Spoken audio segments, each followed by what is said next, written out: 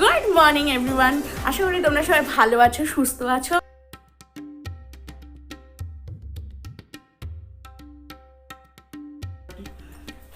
হ্যাঁ, তো আজকে হচ্ছে কি থার্সডে। তো আজকে সকাল সকাল স্নান ফান সব কিছু হয়ে গেছে আমার। আজকে অনেক কাজ করে নিয়েছি সকাল থেকে, রান্নাঘর পরিষ্কার হ্যানা ত্যানা অনেক কিছু, শুধু বাকি আছে রান্নাটা। তো আজকে প্ল্যান করেছি যে আমরা একটুখানি যাব হচ্ছে গিয়ে জিমে, কারণ এখানে জিম শুরু হয়ে গেছে মোটামুটি। আর সবই কিছু মেনটেন করে এখানে জিমটা খুলেছে যেহেতু, তার জন্য আমরা ভাবছি জিমে যাব আজকে ভর্তি হতে। বলো গুড মর্নিং বাবা ব্রাশি হ্যাপি বার্থডে উল yes sir প্লাস উল ওয়ান শুনি মাস্টার মানা নাই ওয়াচুরি রিটি বল mister wow good Chhota Bheem Chhota Bheem. আচ্ছা, তো আজকে থেকে আমরা প্ল্যান করেছি ভাত একদমই আমি খাবো না, কিন্তু ওরকমভাবে স্ট্রিক্ট ডায়েট আমি করতে পারবো না, বিকজ আমি ভীষণ খেতে ভালোবাসি, আমি ভীষণ পরিমাণে ফুডি। তো আমি অনেকবারই বলেছি এরকম টাইপের আমি খাবো, কিন্তু আমি সেটা মেনটেন করতে পারিনি। তো আজকে আমি খাচ্ছি হচ্ছে বাসা মাছের ফিলে, মটরশুঁটি আর ক্যাপসিকাম, এটাকে আমি বেক করে নিয়েছি মাইক্রো ওভেনের মধ্যে, আর একটুখানি পেপার দিয়ে আর একটু নুন দিয়ে খেয়ে নেবো আজকে। তো এই ডায়েটের খাবার খেতে ভালোই লাগছে, খারাপ লাগছে না, তবে যে ভাত খায় তাকে আর এসব ভালো লাগে, কিন্তু ভালো লাগাতে হবে, কারণ না হলে ভবিষ্যতে অনেক যেগুলো খাবার খেতে পারবো সেগুলো হয়তো খেতে পারবো না, আরও মোটা হয়ে গেলে শরীরে নানান রকমের প্রবলেম দেখা দেবে। তো খারাপ লাগছে না, বাসা মাছ খেতে খুব ভালোই লাগে। এই ফ্যামিলি তো আর ডিসেম্বরে আমি সাথে সাথে আনতে পারবো না। তো আমরা এখন চলে যাচ্ছি জিমে ভর্তি হতে। তো এই যে জিমটা, তো আজকে এই জিমের মধ্যে ঢুকে আমার খুব ভালো লাগছিলো, মানে দারুণ জিমটা, মানে ঘরের একদম পাশে, মানে আমাকে জাস্ট 2 পা হাঁটতে হবে। এর আগে আমরা যেই জিমটা যেতাম সেটা অনেকটা দূর, যদিও সেটার জন্য আমাদের জগিংটা বেশ ভালোই হতো, বাট এখন অতখানি দূরে যাওয়ার কোনো দরকার নেই। আমাদের বাড়ির পাশে যখন দারুণ জিমটা পেয়ে গেছি, সত্যি খুব সুন্দর জিমটা।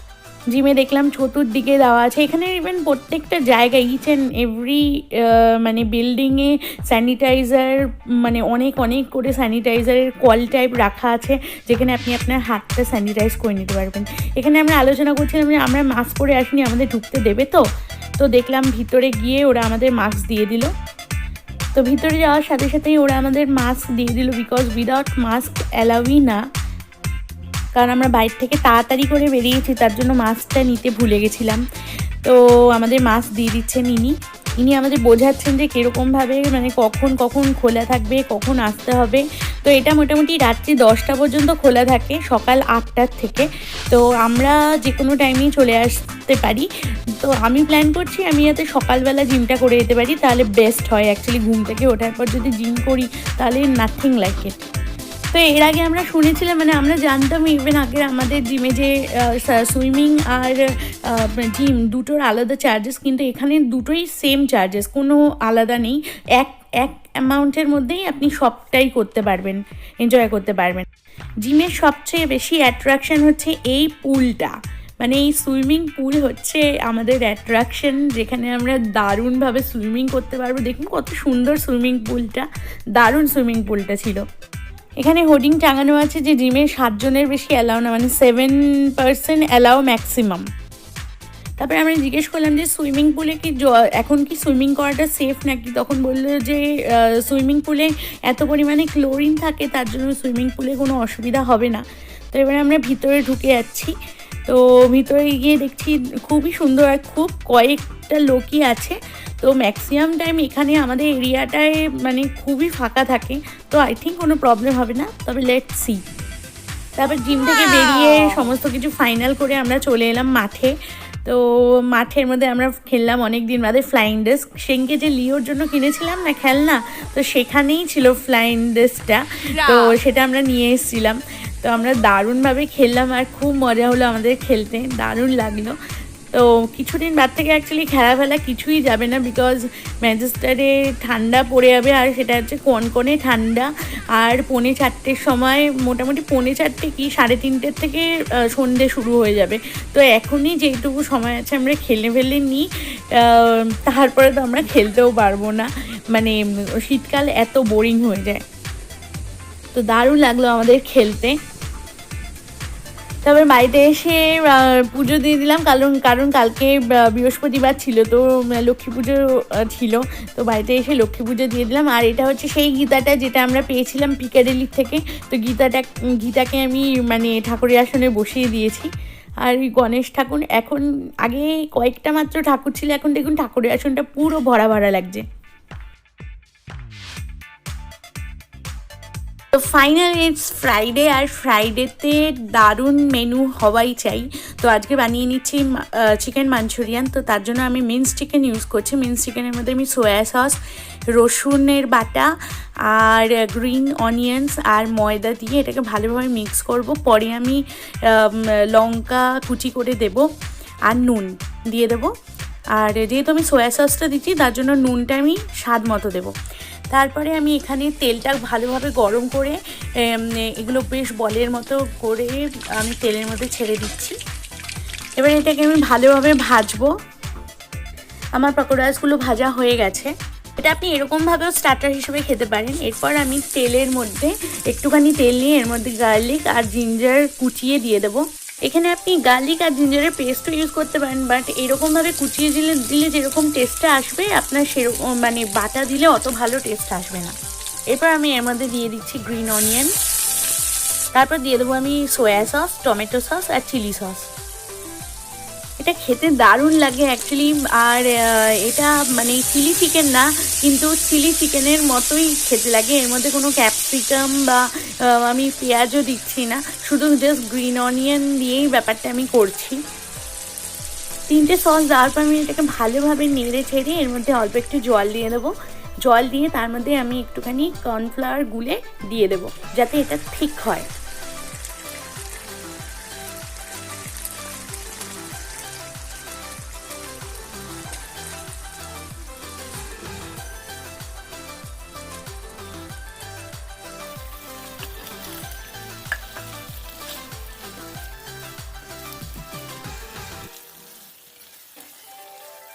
দেখুন কি অসাধারণ সুন্দর দেখতে লাগছে, অসম্ভব সুন্দর একটা ডিশ, দারুণ দেখতে লাগছে, দেখেই খেতে ইচ্ছা হচ্ছে।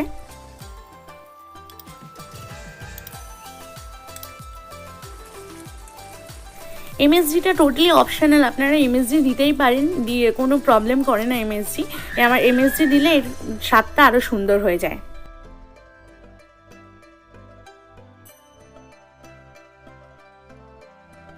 তাহলে রেডি হয়ে গেল চিকেন মাঞ্চুরিয়ান, দারুণ একটা ডিশ, দুর্ধর্ষ দেখতে লাগছে, দারুণ খেতে হয়েছে। আর এটা ফ্রাইড রাইসের সাথে খেতেই বেশি ভাল লাগে। আমার মনে আছে আমি যখন অফিস করতাম তখন এই জিনিসটা খেতাম, মাঞ্চুরিয়ান, চিকেন মাঞ্চুরিয়ান আর ফ্রাইড রাইস, দুর্ধর্ষ লাগতো খেতে তখন। তো কালকে ডায়েট করে আমার খুবই মজা হয়েছে, কারণ কালকে দুপুরবেলা আমার খুব জোর খিদে পেয়ে গেছিলো। ওই একটা মাছের ফিলেতে আমার সত্যিকারে বলতে কিচ্ছু হয় না, তো আমার ভীষণ জোর খিদে পেয়ে গেছিলো। তো আমি মোটামুটি 2 ঘন্টা বাদে আমি যাই আমাদের এখানে কোঅপ স্টোরে, সেই স্টোরে গিয়ে আমি একটা ডাইজেস্টিভ বিস্কুট নিয়ে আসি, সেই বিস্কুটটাই খাই এসে। তো যাই হোক, এবারে তার জন্য কালকেই প্ল্যান করে নিয়েছিলাম যে আমি আর এটা খেতে পাচ্ছি না, যদি খাইও সেটা ডালিয়ার সাথে খাবো। তো আজকে আমি দুপুরবেলা তাই জন্য মাছের ঝোল করেছিলাম, তো মাছের ঝোল দিয়ে ডালিয়া দিয়ে খেয়েছি, খুবই ভালো লেগেছে আমার খেতে। অ্যাটলিস্ট ভাতের থেকে আর ওই শুধুমাত্র ওই ফিলে খাওয়ার থেকে আমার ডালিয়াটা বেশ ভালো লাগলো। এটা আমি আগে যখন জিম করতাম, মানে কলকাতায় যখন আমি ছিলাম, কলকাতায় আমি ওই ডালিয়াই খেতাম। কালকে থেকে হয়তো আমরা জিমটা শুরু করছি, কারণ আজকে ওনারা একটা ফর্ম দিয়েছিল, সেই ফর্মটা আজকে ফিল আপ করে ওদেরকে দিতে হবে। তো কালকে থেকে জিমটা শুরু হবে। তো আজকে আমি একটা জিনিস এক্সপেরিমেন্ট করেছি, জানি না কতখানি ভালো হবে, আমি সেটা শেয়ার করছি তোমাদের সাথে। আমি আমসত্ত্ব বানাচ্ছি। তো অনেক দিন ধরেই ওই গণেশ পুজো করেছিলাম, তো ওর পাকা আমটা পড়েছিল, তো পাকা আমটা আমি ফেলে দেবো, তো ভাবলাম যে পাকা আমটা বেশ মানে আরও বেশি পেকে গেছে, তো এমন আম দিয়েই আমসত্ত্ব করে যেটা আমি দেখলাম। তো আমসত্ত্বটা আজকে আমি মানে বসিয়ে দিয়েছি। আমি বাইরে রোদ, এখানে অতখানি রোদ ওঠে না অ্যাকচুয়ালি, তো যাই হোক রোদের মধ্যে দিয়ে দিয়েছি। 3-4 দিন মনে হয় লাগবে, বা তার থেকে বেশিও লাগতে পারে, তার থেকে কমও লাগতে পারে, এবারে এখানে রোদের উপর ডিপেন্ড করছে সেটা। তো দেখা যাক। তো আমসত্ত্ব যদি হয়ে যায় দেন প্রথমেই খাবো হচ্ছে চাটনি, কারণ আমার আমসত্ত্ব শুধু খেতে ভালো লাগে না, আমার বরের মনে হয় ভালো লাগে খেতে। এই আমসত্ত্ব ভালো লাগে না তোমার খেতে? হ্যাঁ, আমসত্ত্ব ওর খুব ভালো লাগে খেতে, কাঁচা কাঁচা। তো যাই হোক, এইটাই যদি আমি সাকসেসফুল হই, নেক্সট টাইমে আমরা পাকা আম এনেই আমসত্ত্ব বানিয়ে খাবো এখানে, কারণ আমরা এখানে না আমসত্ত্বটা খুঁজে পাইনি। তো তোমরা সবাই ভালো থাকবে, সুস্থ থাকবে, অবশ্যই প্রাণ ভরে খাবে, মন ভরে আনন্দ করবে। এখন যদি আনন্দ করবার সময় নেই, কিন্তু আমাদের মনটাকে তো ঠিক রাখতেই হবে আমাদের।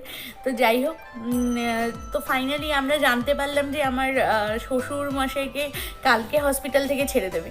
তো কালকে আমার মানে শ্বশুরকে যেহেতু হসপিটাল থেকে ছেড়ে দেবে, আর বাড়িতে সবাই পিসিরাও চলে আসবে, তো যাই হোক একটা নিশ্চিন্ত হওয়া গেল যে আমার শ্বশুরের আর কোনো এখন প্রবলেম হবে না, বিকজ সবাই বাড়িতে থাকলে একটা আলাদাই মজা হয়, তাই না?